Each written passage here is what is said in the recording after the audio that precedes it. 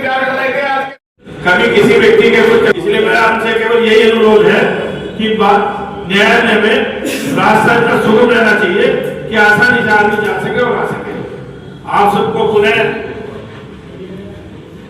बधाई देता हूं और ईश्वर से कामना करता हूं कि आप अपने जीवन की और ऊंचाइयों को छुए। इसी के साथ जय हिंद जय भारत। मार्गदर्शन करने का अवसर मिला है, मैं अपनी शुभकामनाएं प्रेषित करता हूँ आप सभी। अध्यक्ष, मैं आपको एक बात बताना चाहता हूँ। बार एसोसिएशन के अध्यक्ष आज से पहले भी बने और आगे भी बनते रहेंगे। आगे कुछ नहीं रहता, पता नहीं क्या करेंगे। लेकिन आज मुझे बहुत खुशी हो रही है कि मैं आपके साथ साथ बधाई व्यापारियों को, जिन्होंने आयोजक हमारे आज के कार्यक्रम के हैं, वे भी बधाई के पात्र हैं कि उन्होंने बार एसोसिएशन के अध्यक्ष हुआ करके आज इतने बड़े अच्छे कार्यक्रम में व्यापारियों को बुला करके आपका स्वागत कर रहे हैं। ये मुराद में पहली बार हो रहा है और मुझे ऐसा लगता है आप केवल बार एसोसिएशन के अध्यक्ष नहीं है, सिर्फ ऐसा नहीं लग रहा हमें व्यापारियों को कि आप बार एसोसिएशन के अध्यक्ष बन करके बैठे हैं। आप तो पूरे जिले के व्यापारियों के दिल पे छा गए हैं। वो सब देखने को मुझे मिला परसों आपके छोटे से आह्वान पर व्यापारियों ने एकता दिखा करके अपने ज्ञानेंद्र जी ने, पंकज गर्ग जी ने, सबने बाजार बंद करके जो आपको आपका साथ दिया, आपके आह्वान पे आगे चल करके बाजार बंद करके जो कोर्ट की आपने समस्या उठाई उसमें सहयोग करा। उससे लगता है कि आप व्यापारी के दिल पे छा गए। मैं आपको और एक आश्वासन देना चाहता हूँ मुरादनगर के व्यापारियों की तरफ से। ये जो दोनों भाई हैं ना, ज्ञानेंद्र और पंकज, ये इतने बदमाश हैं जिसके पीछे लगे उसका झंडा खा लेंगे। जब वो विधायक है, चाहे एमपी है, चाहे एमएलए, अभी आपके साथ लगे मुरादनगर का व्यापारी आपके साथ है और बहुत बहुत धन्यवाद। सम्मानित हुए हैं, विजयी हुए हैं, मैं बधाई देता हूँ और महादेव में आपको यूनिवर्सिटी की कामना करता हूँ। बहुत बहुत बधाई, बहुत बहुत शुभकामनाएं, बहुत बहुत धन्यवाद कि आपने भाइयों को बुलाकर सबका परिचय भी कराया और सबका स्वागत कराया। देखिए, अध्यक्ष तो बनते रहे हैं, उतरते रहे हैं, लेकिन जब चुनाव चल रहे थे तो हमारी भी जब बात होती थी तो भाई क्या चल रहा है आपके आपका शरीर में, भाई साहब ब्रह्मदेव आगे बहुत बढ़िया आदमी है। एक जो अध्यक्ष के लिए चुनाव लड़ रहे हो उसके लिए पहली बार आज चुनाव के बहुत बढ़िया आदमी है, क्योंकि आज तक तो एक पहली बार 12 के अध्यक्ष के लिए चुनाव लड़ रहे सब कहेंगे बहुत भले और बहुत बढ़िया आदमी है और उनको चुनाव में सपोर्ट कर रहे हैं, तो मन बड़ा खुश होता है। तो आपको मैं बधाई भी देता हूँ कि आपका श्री राम की तरह अपने छोटे भाइयों में लक्ष्मण राम हनुमान जी पर आशीर्वाद बना रहे और परमात्मा का आशीर्वाद बना रहे आप सबको, आपको अच्छी ऊंचाई तक जाए। इसी के साथ शुभकामना जय ऐसे क्षेत्र के व्यापारियों के प्रति आपका प्यार बरकरार रहे। मैं इसी के साथ निवेदन करूंगा हमारे व्यापार मंडल के जिले के महामंत्री मेरे भाई बड़े भाई श्री पंकज जी ने वो अपने विचार रखे। इतना नरम स्वभाव कम लोगों का देखने को मिलता। हमेशा मार्गदर्शन और जो बात सही है सही को सही कहना और गलत को गलत। कई बार आदमी मुंह देखी सी बात कर देते हैं। मैं भैया बना लूं स्वभाव ही ऐसा। अभी इधर को चले, इधर चले। भाई बता रहे मेरे को कॉल लेट आई, सुबह सुबह फोन, पूरा पश्चिम उत्तर प्रदेश बंद है, मुरादनगर में भी 2 घंटे का सहयोग। व्यापारियों पर तो ज्यादा बर्डन डालना नहीं चाहिए, 2 ही घंटे अगर बंद हो जाए तो बहुत है। भाई साहब, आपका पहली बार कोई आदेश हुआ है और पूरा प्रयास रहेगा। और ज्ञानेंद्र भाई और हमने दोनों ने मिलकर ये भाई साहब का फोन आया, रूपरेखा बनाई, तो परमात्मा की कृपा भी ऐसी रही, सबका सहयोग मिला कि बाजार लगी हो, मुरादनगर की लगी, ये भी हमारे लिए बड़े सौभाग्य। और अगले दिन सुबह ही फिर भाई साहब का फोन आया। मैं कई बार देखता हूँ कि नम्रता और शालीनता में तो होता है, तो काम के लिए तो फोन करता है, लेकिन काम निकलने के बाद धन्यवाद के लिए बहुत कम लोग ऐसे होते हैं। 100 फोन आते हैं, 100 में से 80 काम हो जाते हैं, 20 रह जाते हैं। 80 में से 2 या 4 लोगों का फोन आता, भैया ये काम होगा, धन्यवाद आपका। लेकिन अगले दिन सुबह फिर भाई साहब का फोन आया, भाई आपने पूरी मेहनत करी और अखबारों में भी धन्यवाद। तो ऐसी शख्सियत बार एसोसिएशन के जिले के अध्यक्ष बने। कई बार हमें ऐसा लगता है कि कोविड का टाइम था, विजय भाई बैठे हैं हमारे, 2020 में मुरादनगर का नाम रोशन किया इन्होंने सचिव बनकर। अब 2020 के बाद में भाई विजय भाई क्षमा करना, हमें तो 5-7 बार ऐसा लगा कि सचिव साहब हम अध्यक्ष बन गए हैं। तो ऐसी शख्सियत का अध्यक्ष बनना मैं मानता हूँ, मुझे तो ज्यादा पढ़ा लिखा नहीं, ना न्याय नहीं पता, लेकिन फिर भी अगर अच्छे लोग अगर बनते हैं तो उससे न्याय भी सुलभ होता है और कहीं अपनी बात कहने सुनने में भी सहजता होती है। तो मेरा तो ये विश्वास है, परमात्मा ना करे वो काम पड़े, लेकिन सबकी अपने इन्हीं शब्दों के साथ साथी वरिष्ठ साथी गोपी पंडित जी वो आएंगे और पगड़ी पहनाकर हमारे बार एसोसिएशन के नवनिर्वाचित सेक्रेटरी श्री वरुण त्यागी जी का स्वागत करेंगे।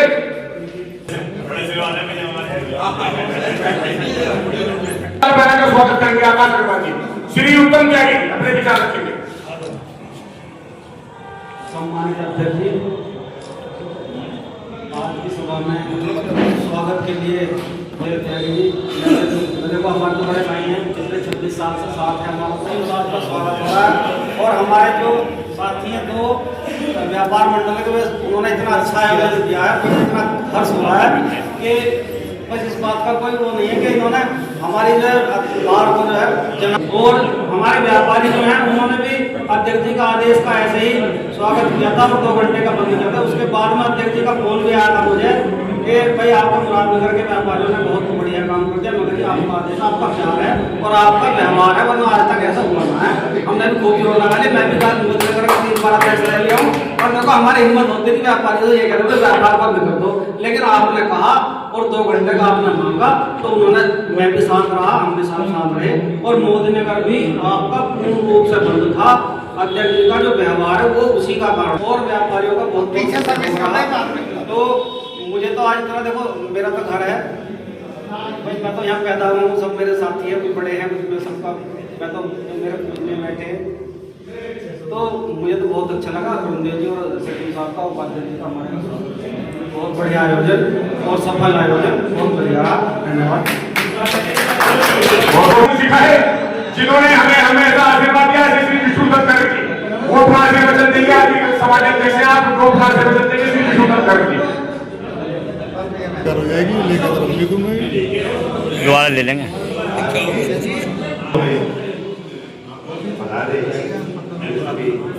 लो मुझे दे दो उठा के। हम यहाँ सब इकट्ठा हुए, उसकी वजह आपको बताई है।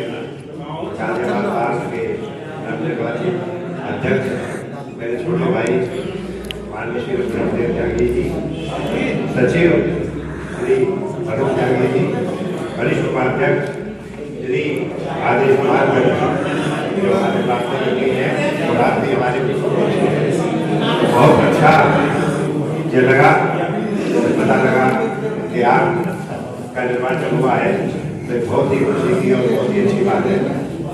और इसके बाद जो आयोजक मंडल है यहाँ का हमारा व्यापारी वर्ग, उत्तर प्रदेश का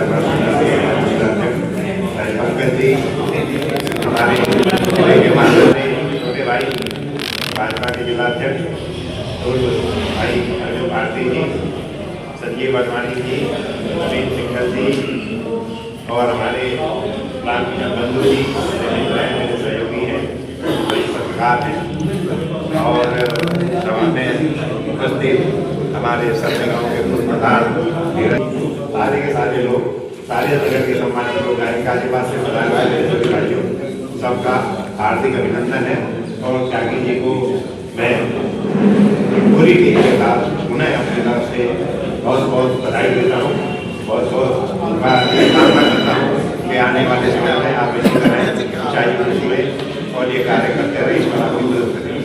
एक चीज़ मैं जरा कहना चाहता हूँ त्यागी जी से कि थोड़ा सा अगर हो सके तो बाहर में बिना वजह के लिए बहुत हड़ताल होती है, बात कार्यों को बड़ी दिक्कत होती है, तो थोड़ा सा हमने प्रभाव का इस्तेमाल करके इस साल में अच्छा हो सके। एक जजेस का एक चीज़ मैं वो कहना चाहूँगा आपसे कि जो केस डिसाइड हो गए हैं, डिसाइड की तरफ है, जजमेंट में है, लेकिन उनका जजमेंट नहीं होगा, तो फाइल पड़ी रहती है, सरकार में रहते लोग और बहुत परेशानी होती है। जब जजमेंट का फाइल है तो जजमेंट निकाल करके खत्म करें और खत्म हो जाएगा तो बिना फाइलों का लोड भी खत्म होगा और लोगों को राहत मिलेगी।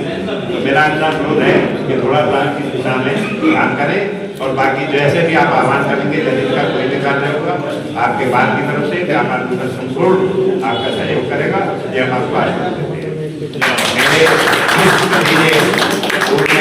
विजय गौड़ जी बैठे हुए हैं यहाँ पर, बहुत अच्छा उनका कार्यकाल में बड़ा अच्छा उन्होंने काम किया है, मेरे भतीजे हैं और बड़ी खुशी होती है। एक आध बार मुझे मिले कोर्ट में छोड़ के, अंकल जी आप कैसे, मैं क्या था मैं छात्र में था गए बेचारे और जाकर के उन्होंने सिफारिश की, बहुत ही उनका सहयोग रहा है और हमेशा मैं इन्हीं शब्दों के साथ अपनी वाणी को राम देता हूँ। मुराद मेरे को बड़ा सौभाग्य मिला है, एक बार भैया जोरदार ताली अपने लिए बजा लो, ये तो सब हम लोगों का ही सौभाग्य है। अब मैं निवेदन करूंगा बड़े भाई ब्रह्मदेव त्यागी जी जो बार एसोसिएशन के नवनिर्वाचित अध्यक्ष हैं, मैं निवेदन करूंगा कि वो हमारा मार्गदर्शन करें। श्री ब्रह्मदेव त्यागी जी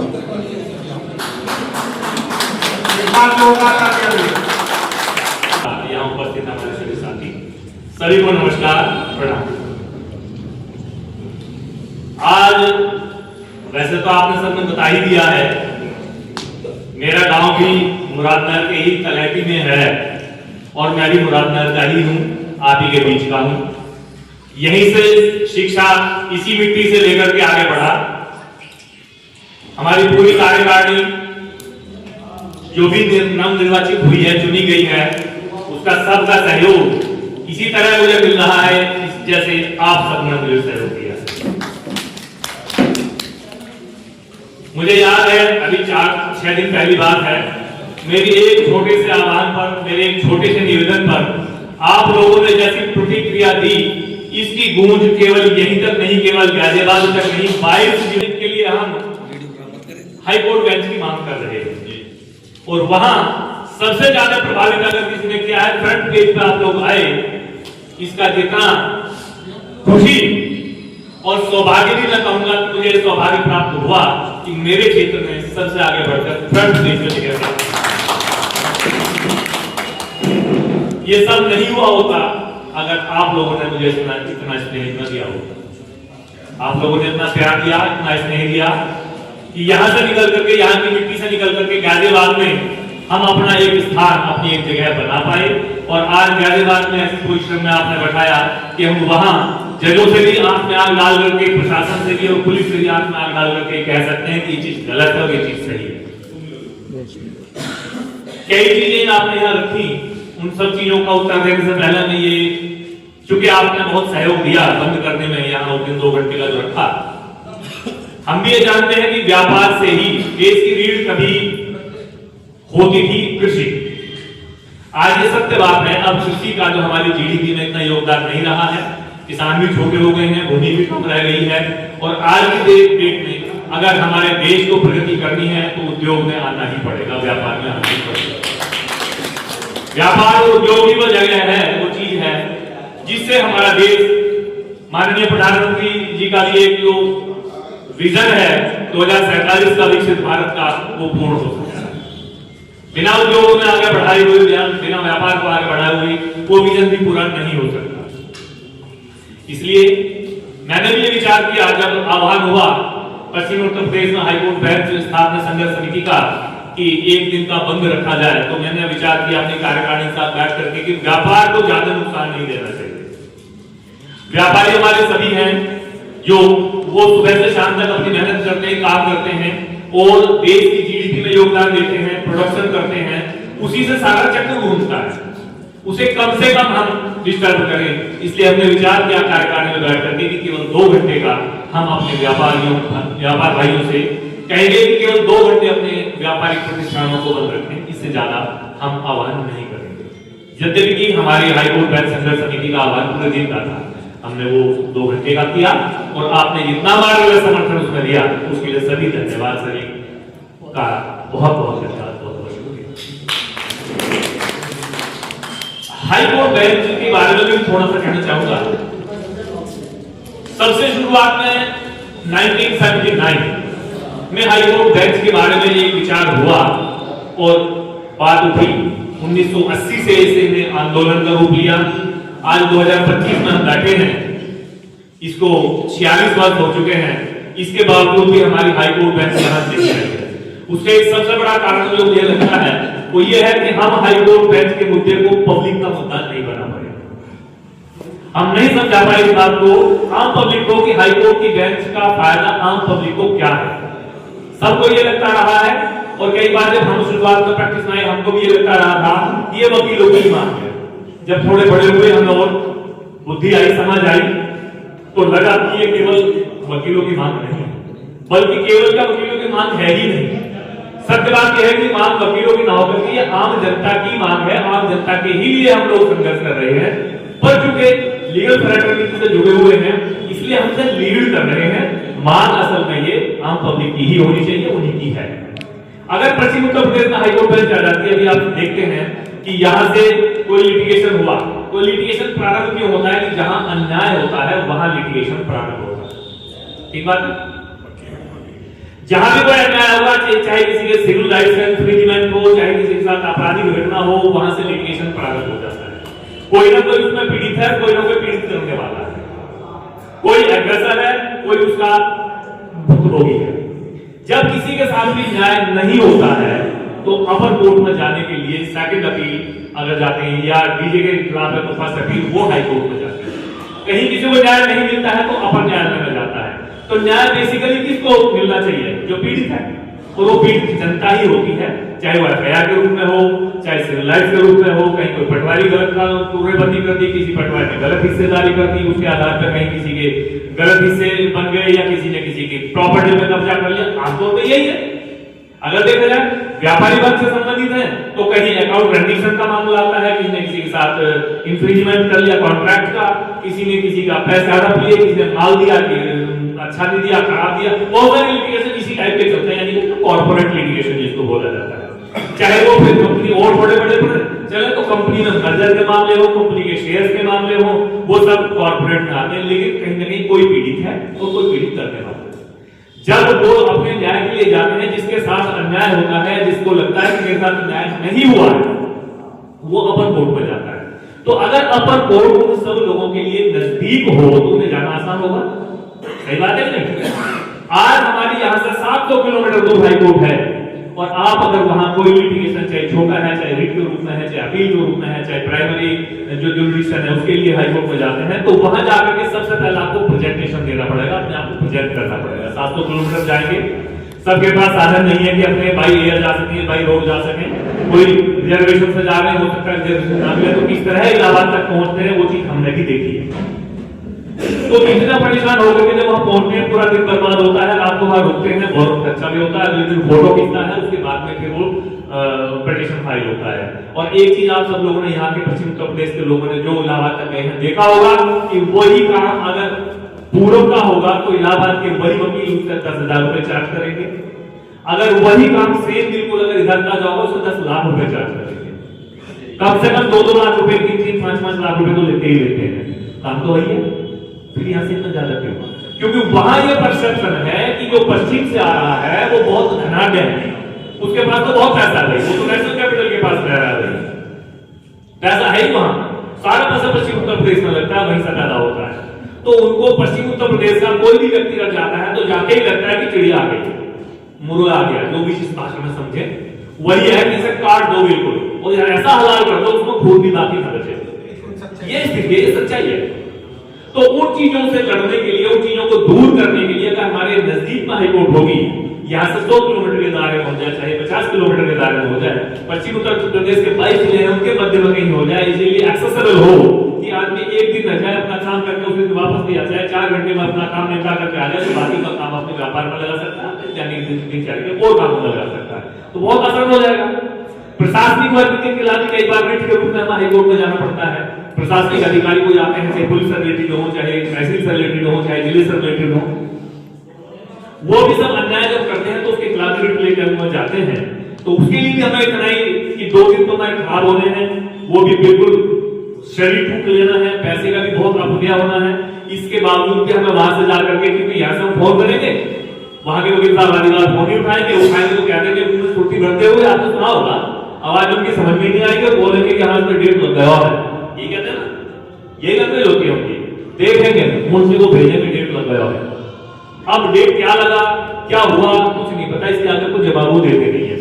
अगर हाई कोर्ट नजदीक होगी तो हम बहुत आसानी से वहां जा सकेंगे, बहुत आसानी से अपना लिटिगेशन वहां पर लगा सकेंगे। वहां जाकर के हमारे वकील साहब क्या कह रहे हैं, क्या नहीं कह रहे हैं, खुद भी देख सकेंगे, उसमें ज्यादा समय भी जाया नहीं होगा। और प्रशासनिक अधिकारियों को, पुलिस अधिकारियों को, या जो दूसरे डिपार्टमेंट के उनके अधिकारियों से अगर हमें कहीं कुछ रेमेडी चाहिए तो उसको भी हम बहुत तीव्रता से जल्दी से हाई कोर्ट से प्राप्त कर सकेंगे। और बहुत अक्सर ऐसा होता है कि हम मन मार के बैठ जाते हैं कि हम वहां जा नहीं पाएंगे, बहुत दूर में बड़ी परेशानी है, और उस पीड़ा को झेलते हैं, अपने मन में रोक के बैठ जाते हैं। तो इन सब चीजों से अगर हमें पार पाना है तो हमारे बीच में हाईकोर्ट होनी चाहिए, हाईकोर्ट की बेंच होनी चाहिए। अभी पश्चिम उत्तर प्रदेश का विभाजन की बात चल रही है, बहुत बड़ा मुद्दा है। आप विभाजन न कर सकते हो, हाईकोर्ट की बेंच को दीजिए। मैं दावे से कह सकता हूं कि आपके कम से कम 70% केसेस जो हाईकोर्ट की बेंच अगर यहां आ जाती है तो स्वतः ही सॉल्व हो जाएंगे, क्योंकि प्रशासनिक अधिकारियों की बहुत जल्दी पेशी हो जाएगी। हम उन्हें तलब करेंगे तो मजबूर हो जाएगा जाना।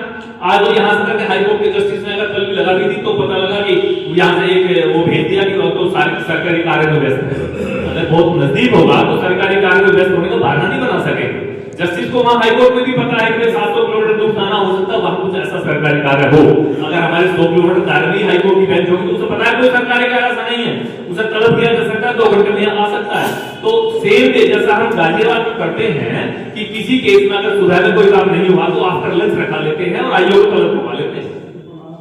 जो भी इन्वेस्टिगेशन ऑफिसर होता है तो पोस्ट लंच उसको तलब करा लेते हैं, वो जाता है फिर और उसी दिन उसका समाधान हो जाता है जो भी परेशानी होती है। तो ऐसा समाधान हाईकोर्ट की बेंच अगर हमारे नजदीक हो तो वो भी हो सकता है। तो ये जो मांग है हमारी, इसमें लीड हम कर रहे हैं एडवोकेट लीगल फ्रेटर्निटी होने की वजह से। वस्तुतः ये मांग जो है ये आम पब्लिक की है और हम पब्लिक को इसमें हमारा समर्थन करना चाहिए। इसके लिए मेरा भी संघर्ष समिति में मेरे बच्चों को लीड करती है, उसके बाद हुई है, उन्होंने उनसे लेना एक अपना निवेदन रखा है, एक अपना प्रस्ताव रखा है कि हम इसको पब्लिक का मुद्दा बनाने के लिए गांव से शुरू करें। गांव से स्टार्ट करते हैं, हर गांव से वकील है, उस वकील को जिम्मेदारी है अपने गांव के 50 आदमी जोड़ कर हम वहां पहुंचेंगे। हम 5 टीम बनाए बार एसोसिएशन की अपनी, और 5 टीमों के लोग वहां पहुंचे, 5 गांव में पहुंचेंगे, वहां से पैदल मार्च करते हुए अलग अलग गांव में होते हुए ब्लॉक लेवल पर रुकेंगे। ब्लॉक लेवल का अगले सप्ताह या नेक्स्ट संडे का प्रोग्राम को ब्लॉक लेवल से अलग अलग होते हुए तहसील लेवल पर रुकेंगे। तहसील लेवल पे एक उसमें पूरा का पूरा जब इकट्ठा होगा तो मुझे लगता है कि उसमें 2-4 हजार आदमी इकट्ठा हो जाएंगे, सब गांव में आएंगे जब इस तरह का निवेदन करेंगे। अगर जब तहसील लेवल से सब जगह हो जाएगा तो एक पब्लिक को ये लगेगा कि हमारा मुद्दा है, उससे जुड़ेंगे, कनेक्ट होंगे, फिर डिस्ट्रिक्ट लेवल पर प्रदर्शन करेंगे। तो जब डिस्ट्रिक्ट लेवल पर 22 जिले प्रदर्शन करेंगे तो मुझे लगता है 22 के 22 जिले ठप हो सकते हैं।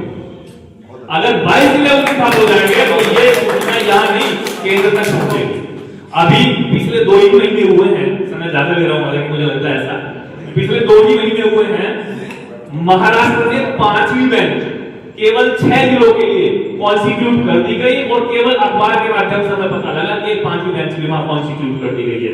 कोई किसी तरह का एजुकेशन नहीं, किसी तरह का कोई हो हल्ला नहीं, किसी तरह की कोई डिमांड ऐसे लोग यहाँ का हो सकता है तक ना पहुंचे उन लोगों के लिए, लेकिन केवल 6 जिले के लिए आप उम्मीद करेंगे, केवल 6 जिले के लिए 5वीं बेंच एक ही प्रदेश में, जो कि प्रदेश सबसे छोटा है जनसंख्या में भी और क्षेत्रफल में भी। और हमारे यहाँ 2 बेंच है, केवल एक प्राइमरी कोर्ट होगी इलाहाबाद में और एक उसकी बेंच होगी लखनऊ में। यहाँ से अगर कोई जाता तो 700 किलोमीटर या 700 किलोमीटर दूर के लिए बेंच नहीं है और वहां 6 जिलों के लिए बेंच हो सकती है, तो यहाँ क्यों नहीं हो सकती? ये चीज हमें समझनी पड़ेगी। हमारे व्यापारी वर्ग का समर्थन, इसमें सहयोग आगे रहा है, अभी हमारे अध्यक्ष महोदय ने कहा है आगे भी इसमें सहयोग होता रहेगा। तो ये तो रही हाईकोर्ट की बात कि हाईकोर्ट की बेंच हमारे बीच में होनी चाहिए। क्यों जरूरी है इसका एक छोटा सा मैंने रखा है, जब इस मुद्दे को लेकर के आगे बढ़ेंगे तो आपसे सहयोग की अपेक्षा रहेगी। मुझे उम्मीद है कि जैसा मेरे राजनगर में मेरे घर में मुझे अभी पीछे सहयोग दिया है, जैसा आज मुझे स्नेह और प्यार दिया है, वैसा ही प्यार हमारी आगे आवाज में होगा। 2-3 मुद्दे और रखे हैं जो सामने है, ये हमारे सामने विचार हुआ है।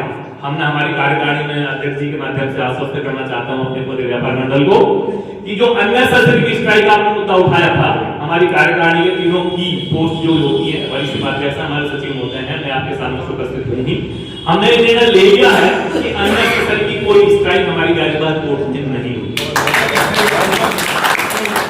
अभी पिछले 17 तारीख की जो ये आपने कॉल किए बंद रखा, केवल ये एकमात्र स्ट्राइक हमारे 1.5 महीना हो चुका है, केवल एक स्ट्राइक रही है। किसी वकील का कुत्ता मर जाए कोई स्ट्राइक नहीं, किसी वकील के घर में परिवार वालों के साथ कैजुअलिटी हो जाए उसकी भी कोई स्ट्राइक नहीं। हाँ, वकील साहब कह ले, उनसे कॉन्डोलेंस है, उनसे शोक सभा कह ले, वो होगी। हमारे आदरणीय सुनील भगत जी हमारे पूर्व अध्यक्ष और बार काउंसिल के लिए प्रत्याशी भी थे, उनका पीछे अभी निधन हुआ असामयिक, तो उसके लिए हमने शोक प्रस्ताव रखा और उसमें हमने पूरी जुडिशरी को, कोई जज एक्सपायर हो जाता है वहां के या कोई कर्मचारी हमारी कोर्ट के एक्सपायर हो जाते हैं तो हम उनके लिए शोक प्रस्ताव रखते हैं। कोई जज हमारे लिए वकील के लिए नहीं रखता, लेकिन उसमें हमने 6 तारीख का था, उसमें हमने पूरी जुडिशरी को इसके लिए कंपाइल किया, हमने कहा और उन्होंने भी सहयोग दिया और पूरी जुडिशियल स्ट्राइक कह सकते हैं इसको, वैसे इसको कहते हैं full court reference. Full court reference उस दिन हुआ और पूरी जुडिशरी ने भी उन्हें शोक संवेदना के साथ शोक प्रस्ताव भी पारित किया और उसमें संवैधानिक न्याय भी व्यक्त की, शोक सभा भी आयोजित की। तो ऐसा तो होगा तो स्ट्राइक होगी, अदरवाइज तो बिना किसी कॉज के, बिना किसी कारण के, बिना मतलब की कोई स्ट्राइक नहीं होगी। ये मैं अपनी पूरी कार्यकारिणी आपको आश्वस्त करता हूं, काम चलेगा बिल्कुल। एक चीज आई थी हमारे यहाँ अभी भाई साहब ने रखी थी, पार्किंग की समस्याएं रखी। पार्किंग के बारे में हमारा विचार हो चुका है, बहुत सारे ऐसे मुद्दे हैं जो आपने रखे तो ऑलरेडी विचार कर चुके हैं। हम पार्किंग के लिए बहुत जल्दी बड़े शीघ्र ही हम वहां के लिए स्टिकर जारी करने वाले हैं, जो इलेक्ट्रॉनिक स्टिकर होंगे और उसके साथ साथ उसका मोबाइल नंबर 2 स्टिकर आप लगेंगे उसके ऊपर, और उनकी भी पार्किंग की व्यवस्था की हमारी बातचीत चल रही है और बहुत शीघ्र ही आपकी पार्किंग की समस्या भी दूर हो जाएगी और फिर फ्रीली कोई भी आके किसी भी समय कोर्ट में बिना किसी कपड़ा इच्छाए हुए किसी बाइक में या किसी चीज में आराम से जा सकेगा। हमें याद है 3 साल पहले हमारे इसी प्रांगण में इसी पार्किंग की और अव्यवस्थित पार्किंग की और मोटरसाइकिल खड़ी होने की वजह से हमारे एक वकील साथी को हार्ट अटैक आया और हम उनको लेकर के हॉस्पिटल तक नहीं जा पाए, एम्बुलेंस अंदर तक नहीं आ पाई, हॉस्पिटल जाते जाते रास्ते में उनकी डेथ हो गई। तो वो चीज, वो मंजर हमें ध्यान है।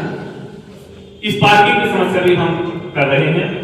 एक आती है प्रशासन के द्वारा जो व्यापारियों के साथ आने वाली समस्याएं हैं, इसमें आश्वासन चाहा गया है, उसके बारे में भी बताना चाह रहा हूं। अभी आप सबको अवगत और आश्वस्त कर देना चाहता हूं मैं कि पुलिस कमिश्नर के साथ बैठ करके हमारी इस बारे में चर्चा हो चुकी है।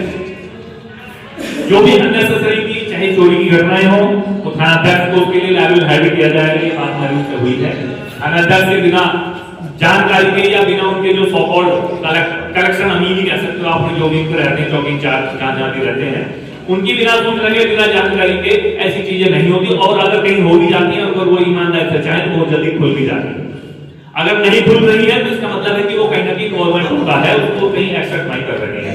इस बारे में हमारी चर्चा कमिश्नर साहब से बैठक हुई है पुलिस कमिश्नर से और उन्होंने इस बारे में निर्देश भी जारी कर दिए हैं, सभी थाना अध्यक्ष को जारी कर दिए हैं।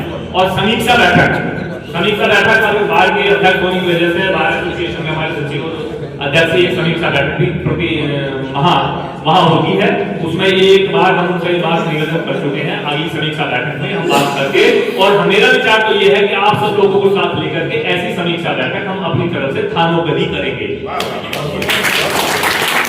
थानेदार को वहां बुला करके थाने पर आके तो वहां होगा ही और उनसे पूछा जाएगा कि ये समस्याएं व्यापारियों की हो रही है, ये समस्या यहाँ लोकल आदमियों की हो रही है, ये दूर क्यों रही हो, इनका समाधान क्या है। और अगर वो हिरावाली करेंगे तो मैं आपको आश्वस्त कर देना चाहता हूँ कि वो थानेदार किसी भी थाने का वहां नहीं रहेगा, क्योंकि पुलिस कमिश्नर से हमारी बात हो चुकी है।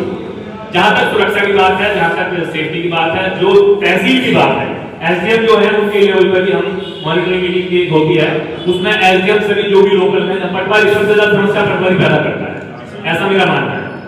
जबरदस्ती की गलत एडमिट करेगा, इधर की उधर करेगा, लोगों को उलझाएगा, बात समाधान के लिए पहुंचेगी तो एक सफाई से लेगा दूसरे के खिलाफ रिपोर्ट मांगा जाएगा, दूसरे लेगा पहले के खिलाफ रिपोर्ट मांगा तो उलझाए लेकर अपने पैसे कमाए जाएगा। ये एक प्रैक्टिस है, सभी जानते हैं कि नहीं है। इसके समाधान के लिए भी हम लोगों ने विचार किया है और इस पर जल्दी कुछ ना कुछ निर्णय लेंगे। बार एसोसिएशन की तरफ से जो भी समस्याएं हमारे आम लोगों को हो, हमारे व्यापारी वर्ग को हो, हमारे किन्हीं भी लोगों को, उन पे हम पूरी तरह से कीन सीरियस हैं, ये मैं आश्वस्त कर देना चाहता हूं। और हम अपना पूरा प्रयास, पूरा फोकस, हर तरह से पूरा प्रयास 100% जो प्रयास करते हैं वो करेंगे इसके बाद। तो ये कुछ चीजें हैं।